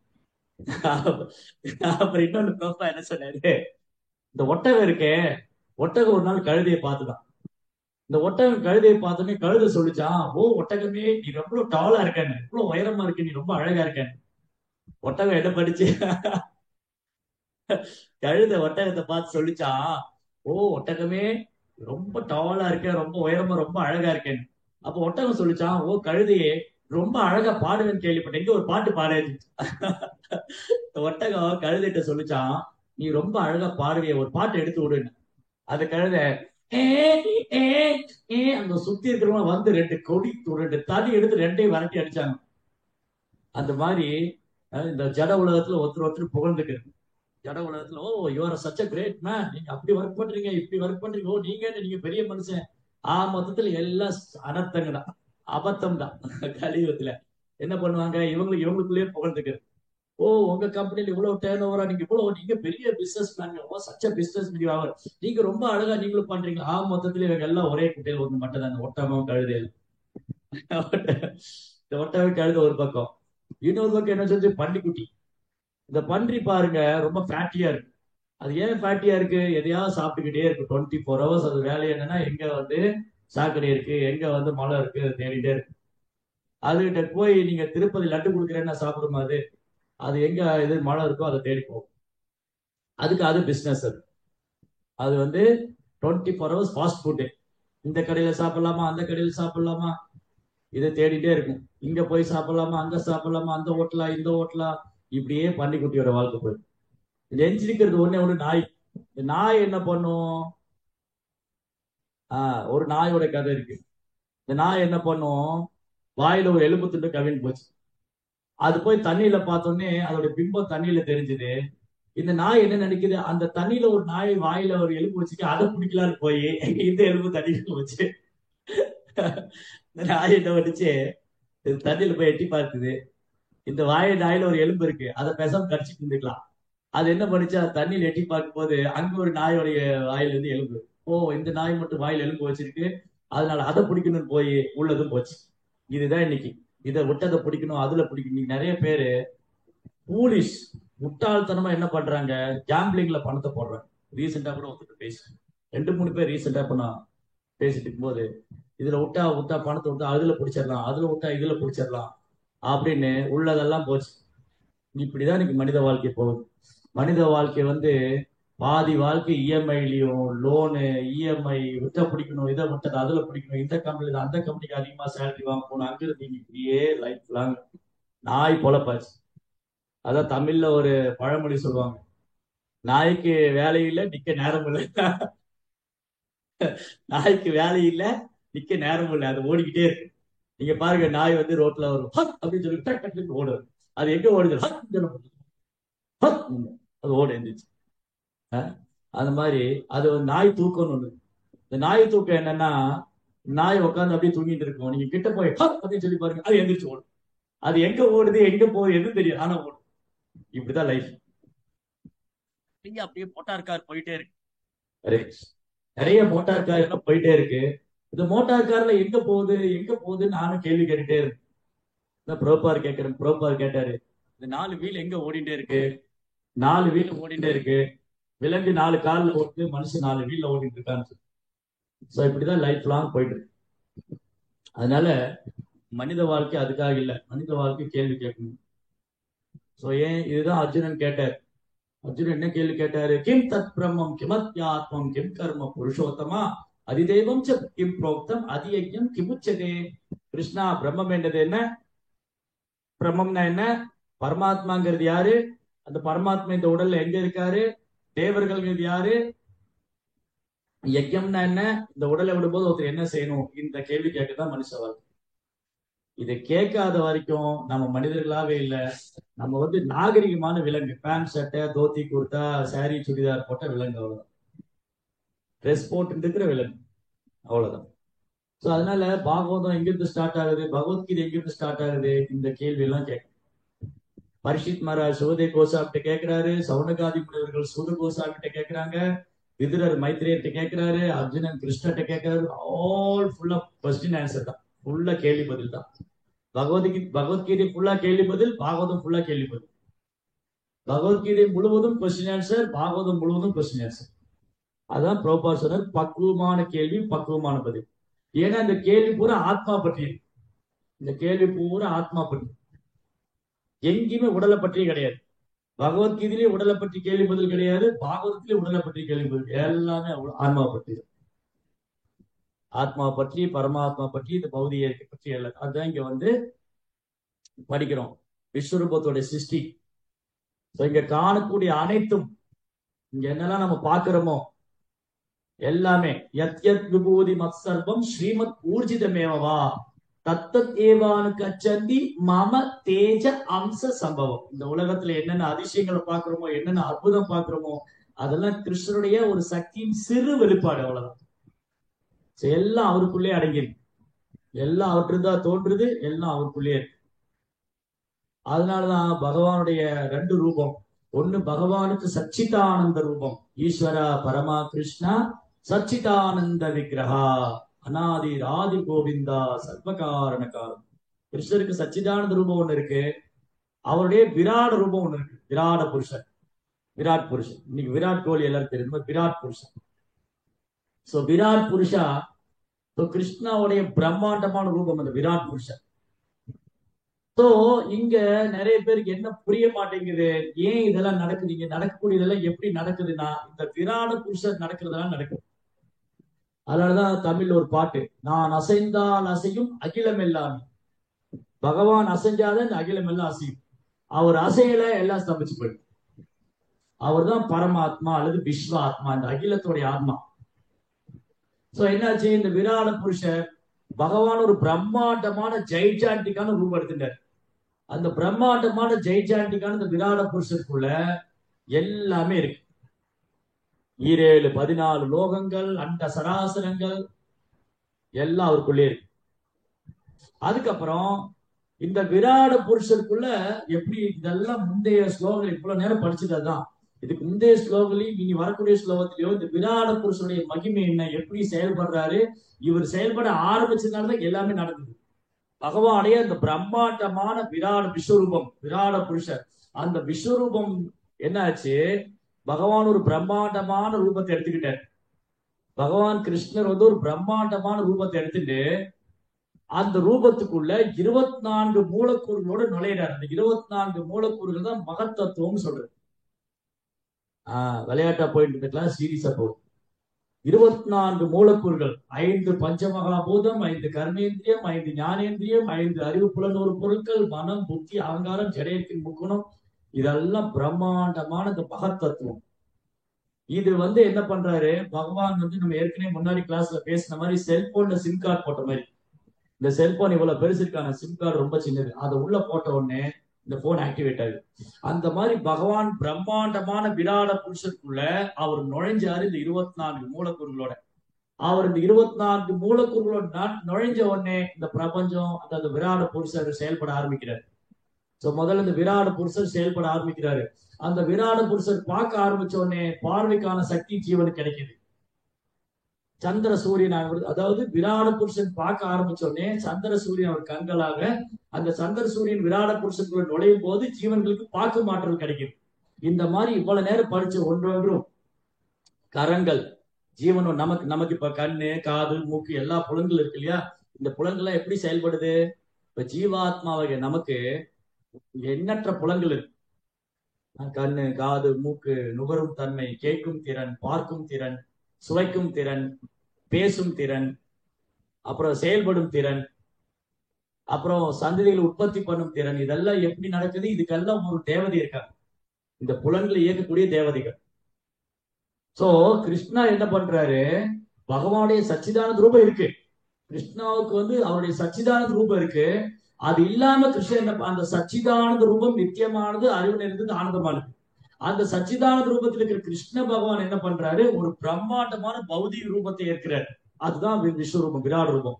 அந்த விராட ரூபத்துக்குள்ள பகவான் நுழைஞ்ச உடனே, இந்த 24 மூலக்கூறுகளோடு நுழைந்த உடனே அவர் செயல்பட ஆரம்பிக்கிறார். அவர் செயல்பட ஆரம்பிக்கும் போது பல்வேறு தேவர்கள் அதுக்குள்ள நுழையிறாங்க. இந்திரா, சந்திரா, வருணா, அக்னி, வாயு, பிரம்மதேவ், மகாதேவ், இவங்கெல்லாம் ஓரொரு புலன்களுக்குள்ள நுழையும் போது விராட புருஷனுடைய கண்ணு, அவருடைய காது, அவர் மூக்கு, அவர் நாசி, நாசி துவாரம், அவரது வாய் துவாரம், கரங்கள், ஓரொரு உறுப்பு, இந்த ஓரொரு உறுப்புகளையும் ஓரொரு தேவர்கள் நுழையும் போது ஜீவனுக்கான ஓரொரு புலன்கள் செயல்பட ஆரம்பிக்கும். இந்த தேவர்களுக்கு புலன்களை இயக்கும் ஆற்றல் கிடைக்கும். அப்போ பௌதிக இயற்கை 3 விஷயம் கொஞ்சம் தத்துவார்த்தமா இருக்கு. பௌதிக இயற்கை தேவர்கள் உயிர் வாழுங்க. பௌதிக இயற்கை தனித்து இயங்காது. பௌதிக இயற்கை கிருஷ்ணாவுடைய பௌதிக சக்தி. இந்த பௌதிக சக்தி அதி பௌத்திகம். இந்த பௌதிக சக்தி அதி பௌத்திகம். கிருஷ்ணாவுடைய பௌதிக சக்தி அதி தெய்வீகம். தேவர்கள் இவங்க, இந்த தேவர்கள் பௌதிக சக்தி ஆளக்கூடியவங்க. பகவான் தோன்றினாங்க. பகவான் தோன்றிய இந்த தேவர்கள் அந்த ஓரொரு விராட புருஷனுடைய ஓரொரு புலன்களுக்குள்ளே நுழையும் போது, பகவானே அந்த பிரம்மாண்டமான ரூபத்துக்குள்ள நுழையும் போது அந்தந்த தேவதை அந்தந்த புலன்களுக்கு அதிபர்களாக நிர்ணயிக்கப்படுறாங்க. இப்ப மனதுக்கு அனிருத்தர், அப்புறம் கண்ணுக்கு வந்து சந்திரன், சூரியன், இந்த மாதிரி ஒரு தேவதை. அப்புறம் புலன்களுக்கு ஒரு புலன்களையும் இப்பதான் ஒன்னொன்னு படிச்சிருந்தோம். அக்னி, வாயு, இந்த மாதிரி ஒன்னொன்னு படிச்சோம் இல்லையா? ஒரு நிமிஷம்.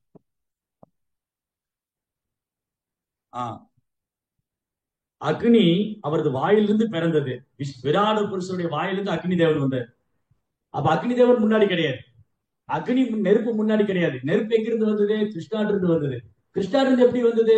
கிருஷ்ணர்கிட்ட இருந்து டைரக்டா வரல, கிருஷ்ணனுடைய பௌதிக தோற்றத்திலிருந்து வருது. சோ அதுல 2 விஷயம் இருக்கு, நல்லா புரிஞ்சுக்கணும். ஒண்ணு கிருஷ்ணனுடைய ஆன்மீக ரூபம், சச்சிதானந்த ரூபம். அந்த ரூபம் சர்வ காரணம். கிருஷ்ணா ஈஸ்வர பரம கிருஷ்ணா சச்சிதானந்த விக்கிரக அனாதி ஆதி கோவிந்தா சர்வ காரணம். அந்த கோவிந்தனான கிருஷ்ணர் ஆதி அந்த மற்றவர், எல்லா காரணத்துக்கும் மூல காரணமா இருக்கிறவரு. அவரு ஆன்மீக உடல் இருக்கு. அதுக்கப்புறம் கிருஷ்ணா அந்த பிரபஞ்சத்தை சிருஷ்டிக்கும் போது அவர் ஒரு பிரம்மாண்டமான விராட ரூபத்தை எடுக்கிறார். அந்த விராட ரூபத்திலிருந்து தேவர்கள் தோன்றாங்க. அப்ப அக்னி தேவன் எங்கிருந்து வந்தாரு? அந்த விராட புருஷனுடைய வாயிலிருந்து வந்தாரு. அவர் பிரபஞ்ச நிர்வாகிகளுக்கும் அவரது நிலைகளும் அதற்குள் பிரவேசித்தனர். அந்த சக்தியை கொண்டுதான் ஜீவராசி தன்னை வார்த்தைகளால் விவரிக்கிறான். இப்ப நான் பேசுறேன் அப்படின்னா என்ன, எப்படி என்னால பேச முடியுது? எப்படி ஒரு ஜீவராசினால பேச முடியுது? அக்னி தேவன் பேசும் ஆற்றல். இந்த அக்னி தேவனுக்கு பேசும் ஆற்றல் எங்கிருந்து வந்தது? அந்த விராட புருஷனுடைய வாயிலிருந்து வந்தது. அந்த விராட புருஷன் எங்கிருந்து வந்தாரு? பகவான் இருந்து வந்தார். அப்ப கிருஷ்ணர் தான் சர்வ காரண. அடுத்தது பகவானுடைய பிரம்மாண்டமான பிரபஞ்ச ரூபத்தின் வாய்தான் பேசும் சக்தியின் பிறப்பிடமாகும். இந்த சக்திக்கு அக்னி தேவன் அதிபதி ஆவார். ஆதி தெய்வா. அத்தியாத்மம் அல்லது உடலில் இயக்கங்கள் எனப்படுகின்றன. இந்த உடலில் இருக்கிற ஆன்மா, இந்த ஆன்மாக்கு எங்கிருந்து பேச்சாற்றல் வந்தது?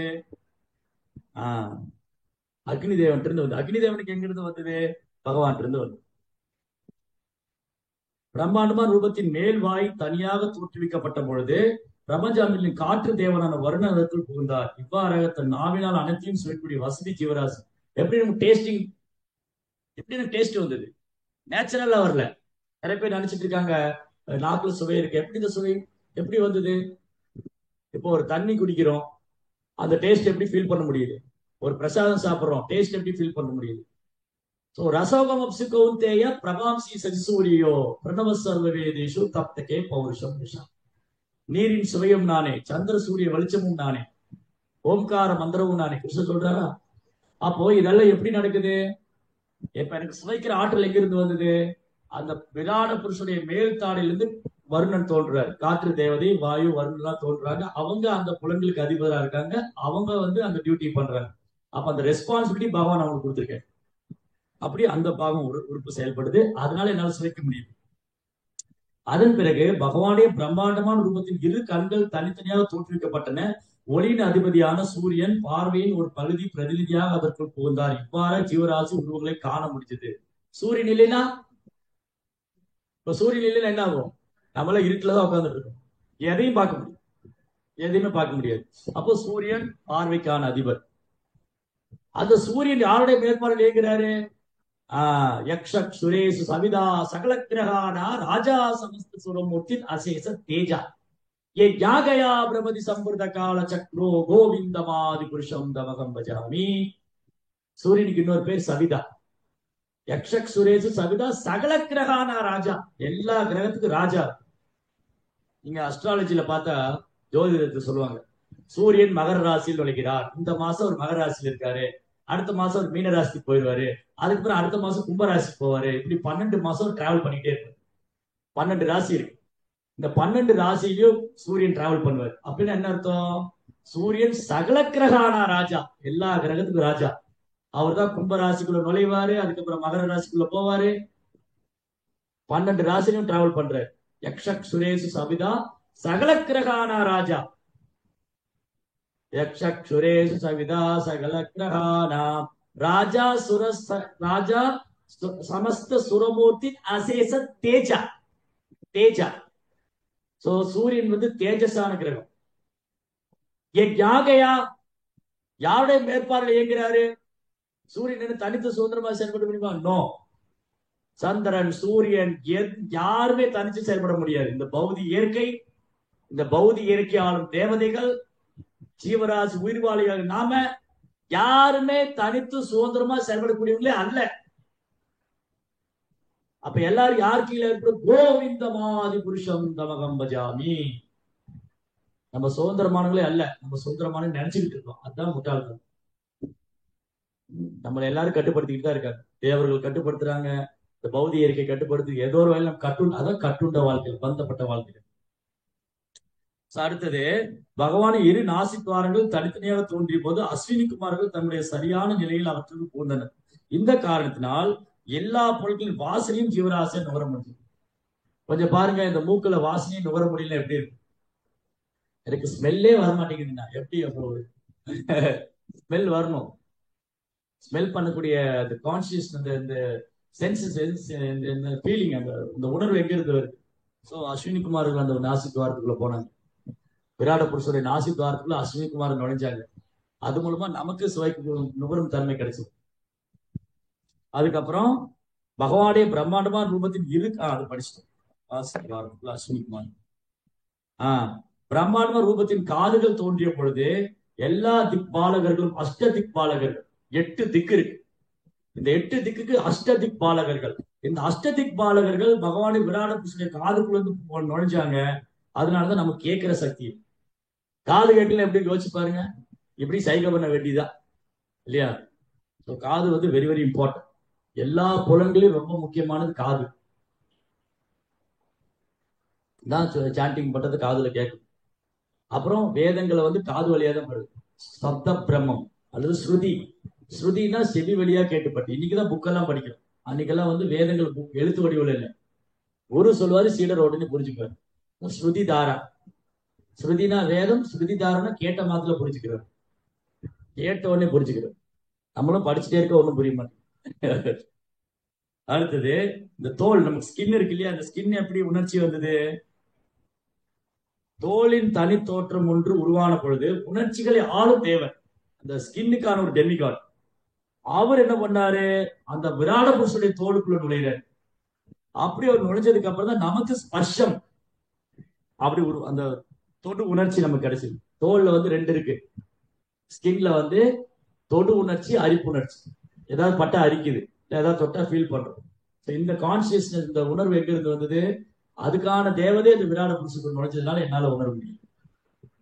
இப்படி பிரம்மாண்டமான ரூபத்தின் புறப்பாலுறுப்புகள் தனியாக தோன்றிய பொழுது முதல் ஜீவராசியான பிரஜாபதி அவர் ஒரு பகுதி விந்துடன் அதற்குள் புகுந்தார். இவ்வாறாக ஜீவராசியால் சிற்றின்ப சுகத்தை அனுபவிக்க முடியும். அப்ப இந்த உலகத்துல புலன்பு அனுபவிக்க நினைச்சா கூட அதுக்கு பகவானுடைய அனுமதி இருக்கு. பகவானுடைய அனுமதி இல்லாம புலன்பு அனுபவிக்க முடியாது. அப்ப புலன்பதுக்கான தேவதை பிரஜாபதி. பிரஜாபதி தான் சந்ததி உற்பத்தி பண்றவர். அந்த பிரஜாபதி சந்ததி உற்பத்தி பண்ணக்கூடிய பிரஜாபதி தோன்றிய பொழுதுதான் ஜீவனுக்கு புலன்பு அனுபவிக்கிற அந்த ஃபீலிங் வந்து பண்ண முடியும்.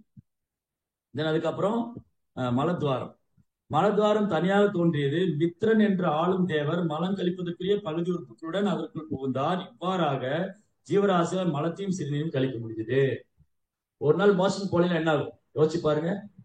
பாலுறு வாழ்க்கை கூட இல்லாம இருந்துக்கலாம். ஒருத்தர் வந்து பாலுறு வாழ்க்கை கூட இல்லாம இருக்கலாம். ஆனா மோஷன் போலினா என்ன ஆகும்?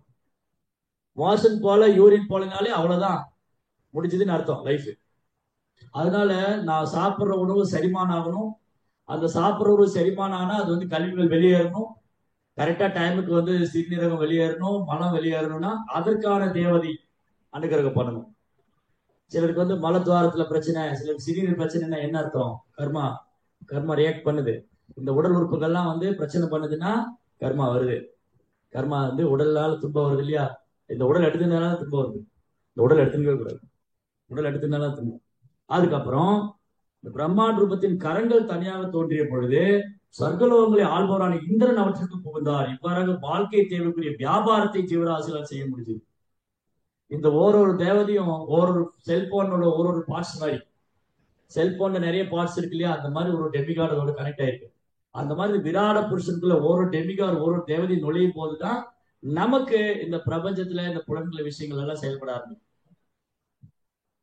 அதன் பிறகு பிரம்மாண்டமான ரூபத்தின் கால்கள் தனியாக தோன்றிய பொழுது விஷ்ணு என்னும் தேவர், இங்க விஷ்ணுங்கிற ஒரு பகவான் இல்ல, விஷ்ணுங்கிற தேவர் பகுதி அசைவுகளுடன் அவற்றுக்கு புகுந்தார். ஜீவராசி அவனுடைய இலக்கை நோக்கி செல்ல முடிஞ்சது.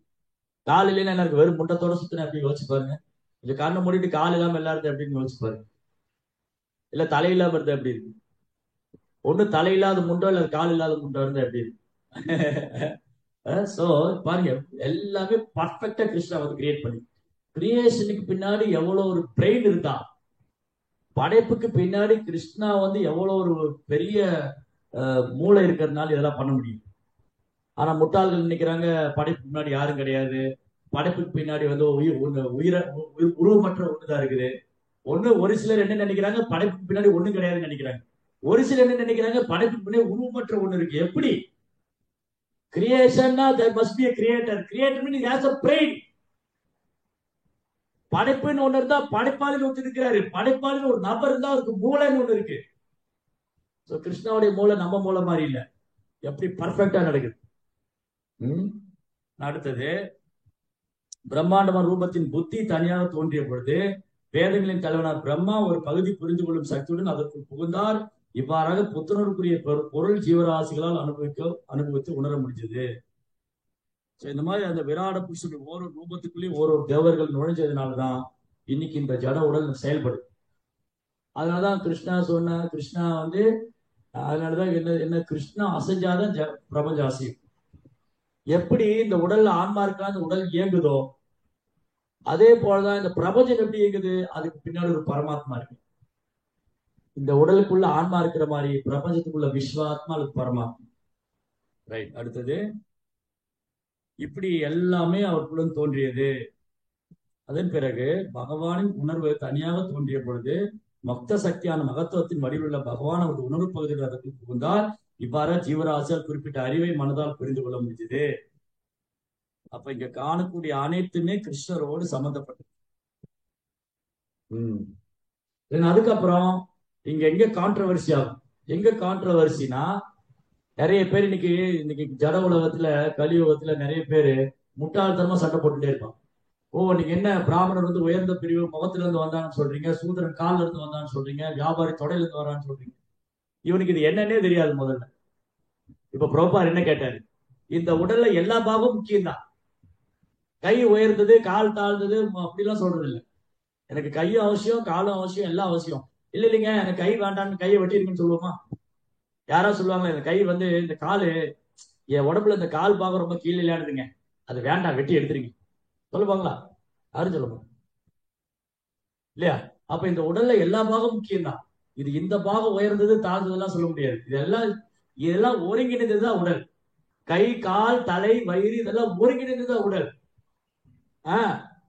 இதுல இந்த பாகம் உயர்ந்தது தாழ்ந்தெல்லாம் கிடையாது. அதே மாதிரிதான் பகவானே அந்த பிரம்மாண்டமான ரூபத்துல தலை பாகம், வயிறு பாகம், கால் பாகம், தொடை பாகம், கால் பாகம், இந்த 4 பாகத்துக்கும் அந்தந்த குணத்துக்கு தகுந்த மாதிரி உள்ளவங்க தோன்றாங்க. வாய் பாகம் ரொம்ப ரொம்ப முக்கியம். வாய் இல்லைன்னா வேலை நடக்குமா ஜட உலகத்துல? கை கால்லாம் நல்லா இருக்கு, வாய் இல்லைன்னா உனக்கு பேச தெரியாது, உனக்கு வேலை கிடையாது போன்றோம் இல்லையா? அப்ப என்ன அர்த்தம்? வாய் ரொம்ப ரொம்ப அவசியம். அதனால இந்த வாய் வைத்துக் கொண்டு வேத மந்திரம் படிக்கலாம். அதனால வந்து பிராமணர்கள் வாய், அந்த வாயிலிருந்து தோன்றுறாங்க.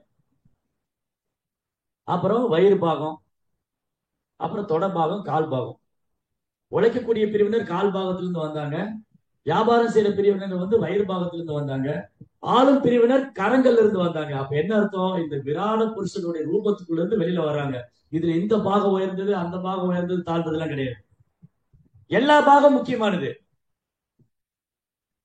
அதுக்கப்புறம் இவங்க எப்படி செயல்படுறாங்க? முக்குணத்தினால செயல்படுறாங்க. அதுக்கப்புறம் இந்த விராட புருஷனுக்குள்ள 14 லோகம் இருக்கு. அவருடைய உடல்ல மேற்பாகத்துல உயர்ந்த கிரகங்கள், மத்திய பாகத்துல தாழ்ந்த கிரகங்கள், கீழ்பாகத்துல கீழ்நிலை கிரகங்கள். கீழ்பாகத்துல தாழ்ந்த கிரகங்கள், மத்திய பாகத்துல நடுநிலை கிரகங்கள். அப்ப 14 லோகத்தை மத்திய லோகம், உயர்ந்த லோகம், தாழ்ந்த லோகம் 4 பிரிக்கலாம், 3 பிரிக்கலாம். ஊர்த்துவம் கச்சந்தி சத்வஸ்தா, மத்திய திஷ்டந்தி ரஜசா, ஜெகன்ன குணவிருத்திச்சா அதோ கச்சந்தி தாமசா. அப்போ இந்த ஜீவாத்மாவாகிய நாம நம்முடைய செயல்வினைக்கு ஏற்றார் போல பிரிவு இருக்கிறோம். அப்ப சிலர் உயர்ந்த கிரகத்துல இருக்காங்க அப்படின்னா அவங்க புண்ணிய காரியத்தினால சத்துவ குணத்தினால இருக்காங்க. ரஜோ குணத்தினால இந்த உலகத்திலே வேற வேற உடம்பு மாறிக்கிட்டு இருக்காங்க. தமோ குணத்தினால இருள் இருந்த பிரதேசத்துக்கு போறாங்க. அப்ப 14 லோகத்தில் உயிர்வாளிகள் எப்படி இருக்காங்க? அவங்களுடைய செயல்வினைக்கு தகுந்த மாதிரி இன்பம் துன்பம் அனுபவிச்சுட்டு இருக்காங்க. அப்ப பிரபா என்ன சொன்னாரு? இந்த ஜட உலகத்துல ரொம்ப புண்ணியகாரம் பண்ற ஜீவாத்மா அந்த புண்ணியத்தினால உயர் கிரகத்துக்கு போறான். சாத்வீகமான குணத்தை வளர்த்துட்டு அவன் தேவலோகத்துக்கு போறான். அறியாமை குணத்துல இருக்கிறவன் கீழ் கிரகத்துக்கு போறான். அப்புறம் இந்த உலகத்திலே முட்டாள்தனமா செயல்படுறவன் இங்கேயே பல சரீரம் மாறிட்டே இருக்கான். அதான் கர்மனா சுகுர்தாசியாவும் சாத்விகம் நிர்பலம் பலம், ரஜசஸ்து பலம் துக்கம் அஜ்ஞானம் தாமசப்பலம். சாத்வீகமான குணத்துல ஒருத்தர் செயல்பட்டா எல்லாருக்கும் சந்தோஷமா இருக்கு. ரஜோ குணத்துல ஒருத்தர் செயல்பட்டானா எல்லாருக்கும் பெரும் தொந்தரவு தான். முட்டாள்தனமா பைத்தியாரத்தனமா தான் பண்ணும். தமோ குணத்துல சுத்தம் அவுட்டு, அறியாமை. அதனால நம்முடைய செயல்களும் அந்த குணங்களும் தான் தீர்மானிக்குது நம்ம எங்க பிறக்க போறோம், என்னவா பிறக்க போறோம், அதோடைய பிறப்பினுடைய என்ன பலனை அனுபவிக்க போறோம், இதெல்லாம் தீர்மானிக்கும். அதனால பிறப்புல ஏற்றத்தாழ்வு கிடையாது. பிறப்புல எப்படி ஏற்றத்தாழ்வு நம்ம பாக்குறோம்? இந்த ஜாதியின் அடிப்படையில பாக்குறோம். ஆனா உண்மை என்னன்னா அது குணத்தின் அடிப்படையில தான் இருக்குன்னு பகவான் சொல்றாரு. சதுர்வர்ணிய மயா சிஸ்டம் குண கர்ம விபாகம், குணத்தின் அடிப்படையில் தொழில் அடிப்படை. அப்போ யார் ஒருத்தர் பிராமணர் அறியப்படுறாரு? ரொம்ப அழகா சொன்னாரு பொருளுரையில. யார் ஒருத்தர் பிராமணர் அறியப்படுறாரு? அவரு சாஸ்திரம் அறிஞ்சிருக்கணும், வேதம் படிச்சிருக்கணும். அந்த வேதம் படிச்சதுனால ஒரு பிராமணர் அறியப்படுறாரு. வேதம் படிச்சுன்னா ஒரு வாழ்க்கையுடைய குறிக்கோள் தெரியும் அவருக்கு. பிரம்மஞானா திதி பிராமணன். அது இல்லாத வரைக்கும் அவர் பிராமணரை ஏற்றுக்கொள்ளப்படும். ஒருத்தர் பிராமண குலத்துல பிறந்திருந்தாலும் அவர் பிராமணருக்கான தகுதி இல்லைன்னா ஒரு பிராமணரை ஏற்றுக்க முடியாது. அது மட்டும் இல்ல, ஒருத்தர் பிராமணர் ஆனு பத்தாத ஒரு பக்தர் ஆகணும்னு சொல்லியிருக்கு. அப்பதான் ஒரு குரு ஆக முடியும்னு சொல்லி. வெறும் பிராமணரா மட்டும் இருந்தா மட்டும் குரு ஆயிட முடியாது. அவர் பக்தரானாதான் குருவாக முடியும். அப்ப பிராமண வைஷ்ணவா அவர் தான் குருவாகணும். அதான் இங்க சொல்றாரு. கிபா விப்ரா கிபா நாசி சூத்திரகாரனாய் ஹே கிருஷ்ண தத்துவேதே ஷே குருவாய். கிருஷ்ண தத்துவம் அதை அறிஞ்சிருந்தா ஒருத்தர் குருவாகலாம். அது பிராமணனோ சூத்திரனோ எந்த குலத்துல ஒருத்தர் எந்த குலத்துல பிறந்திருந்தாலும் சரி, அவர் பிராமணனோ சூத்திரனோ கிபா விப்ரா கிபா நாசி சூத்திரகனாய் ஒருத்தர் எந்த குலத்துல பிறந்திருந்தாலும் கிருஷ்ண தத்துவ வேதேசே குரு ஹோய். அவர் கிருஷ்ண தத்துவம் தெரிஞ்சா அவர் குருவா. அது மாதிரி என்ன சொல்றாரு பிரபாத்? இன்னொரு ஸ்லோகம் கோட் பண்ணிட்டார். சத்கர்மடி புனோ விப்ரா மந்திர தந்திர விசாரதா வைஷ்ணவ குருன ஷாத் வைஷ்ணவா சபச்சோது. ஒருத்தர் பிராமணர் 6 விதமான டியூட்டில எக்ஸ்பர்ட்டா இருக்கலாம். பிராமணருக்கு உண்டான 6 விதமான டியூட்டி: பட்டன் பாடன் யஜன் யாஜன் தான பரிகர்கா. இந்த 6 விதமான டியூட்டில ஒரு எக்ஸ்பர்ட்டா இருக்காரு. மந்திர தந்திர விசாரதா. ஆனா ஒரு வைஷ்ணவர் இல்ல, அவரே கிருஷ்ண பக்தரா இல்ல, அப்ப குரு எடுத்துக்க முடியாது. அதே சமயம் அவைஷ்ணவா குரு நஷ்யா வைஷ்ணவா சபச்ச குரு. ஒரு நாயத்தினும் சண்டால குலத்தில் ஒருத்தர் பிறந்திருந்தாலும் அவர் வைஷ்ணவரா இருக்காரு, கிருஷ்ண தத்துவம் தெரிஞ்சிருக்காருன்னா அவர் குருவா இருக்கு. இதுதான் குவாலிபிகேஷன். சோ குவாலிபிகேஷன் என்னது? கிருஷ்ண தத்துவம் தெரிஞ்சிருக்கணும், இறை விஞ்ஞானம் தெரிஞ்சிருக்கணும், அவர் பக்தரா இருக்கணும், வைஷ்ணவரா இருக்கணும்.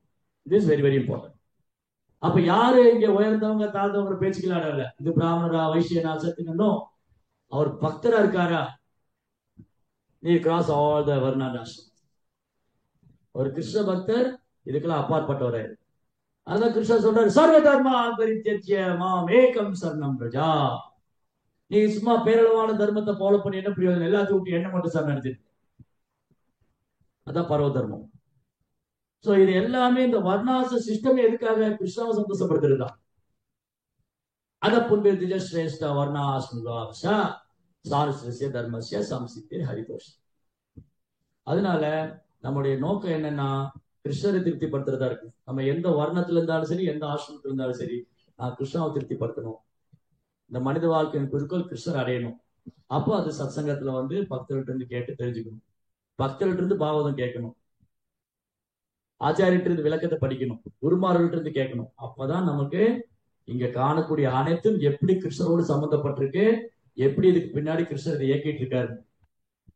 ஹரே கிருஷ்ண. கிரந்தராஜ் ஸ்ரீமத் பாகவதம் கி ஜெய். ஸ்ரீ பிரபுபாத். ஓகே.